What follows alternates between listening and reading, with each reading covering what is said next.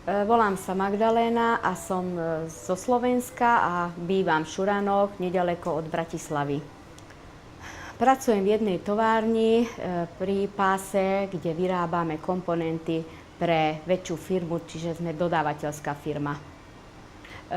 Po škole, po skončení školy, som sa zamestnala v sociálnej poisťovni ako administratívny pracovník, pretože som ostala tehotná a po materskej dovolenke som sa už nemohla vrátiť, pretože miesto sa zrušilo. Ja si myslím, že najdôležitejšie alebo najťažšie je nájsť si prácu. A hlavne ide o ženy, ktoré sa vracajú z materských dovoleniek. Jednoducho nemajú možnosť si nájsť tú prácu, pretože sú diskriminovaní, pretože majú deti.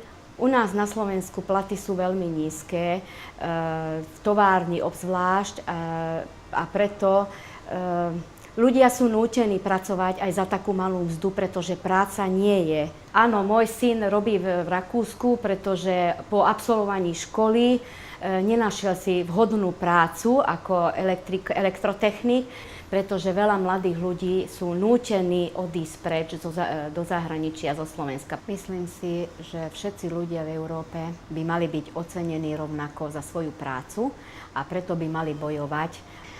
Áno, ja si myslím, že ľudia by sa mali zaujímať aj o tieto voľby, pretože sa im môže zlepšiť situácia a tým pádom mali by mať záujem a malo by ich to zaujímať, že čo sa deje v celej Európe. Lebo bez toho sa to nezlepší, keď sa nebudeme o to zaujímať a nebudeme preto niečo robiť.